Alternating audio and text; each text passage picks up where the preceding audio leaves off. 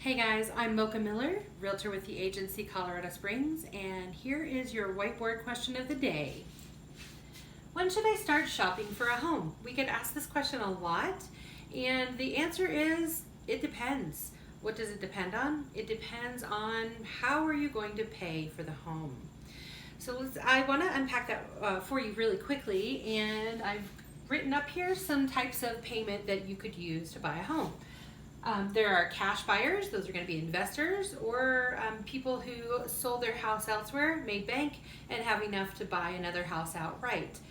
We see cash buyer investors, especially in the lower prices. So if you're looking to buy a house from 130 to 180 or 130 to 200,000, then you can plan on competing with a cash buyer because those folks are buying those properties, renovating them and flipping them, selling them. They're beautiful, and so they're doing our city, our community a service, because people want to have a nice product, but it is tough competing with a cash buyer. Conventional is a typical mortgage. Usually people think of 20% down. There are some 5% down conventional products with excellent credit. And I'm going to talk to you about why these are so important in a minute. There's VA with cash or without cash.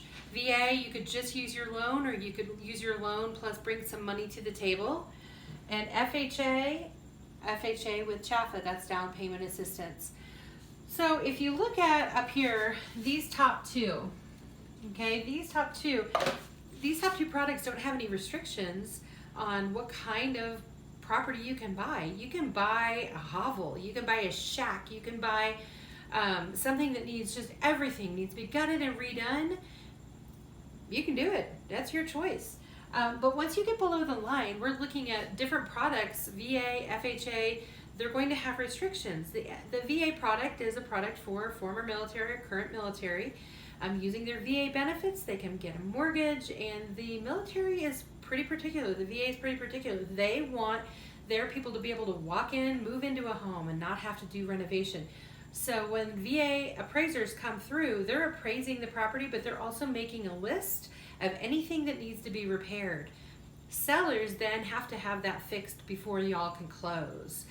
So you can do that. That same VA appraiser, you have gone under contract and you've agreed to buy a home for $300,000. VA appraiser says, nah, it's only worth $290,000. Well, a VA buyer can say, okay, I'll bring the other $10,000.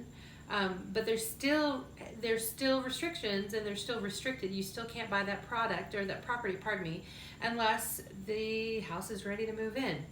Then you have FHA, and FHA with CHFA, which is just the down payment assistance.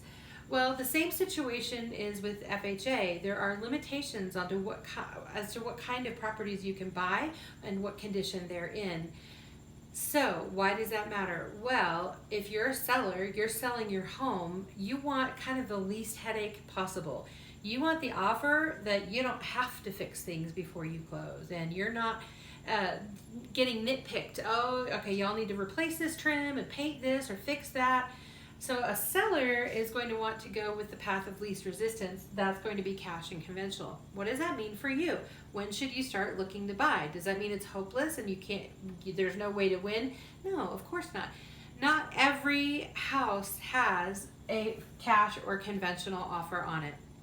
And there are other factors into why people win a home. Sometimes that's you have 3 months left on your lease. You find the home that you love. These people want to stay in their house.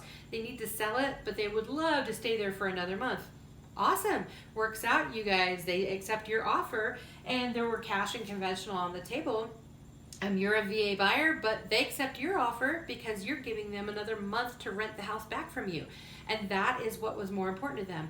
VA wins. Same with FHA. My mom won her house that very same way. She didn't have to be out of her house, and she gave the current people, the sellers, another month in the home. That's what won it for her.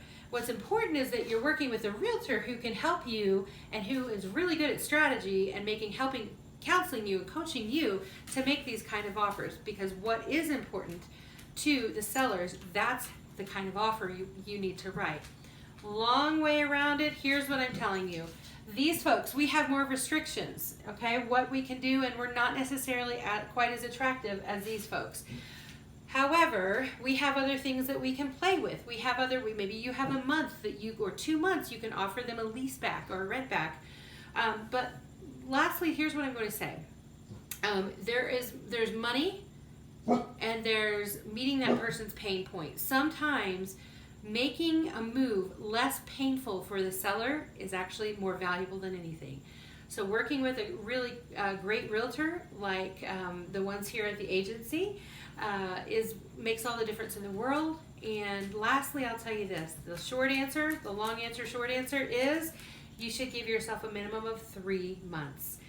I've worked with all of these kinds of buyers, and the average is 3 months. By the time you go out, start shopping, look at homes, place bids, and win, we're looking at about a 3-month period there. I'm Mocha Miller, realtor with the agency Colorado Springs, and today this is your whiteboard real estate for the day. Have a great day, guys.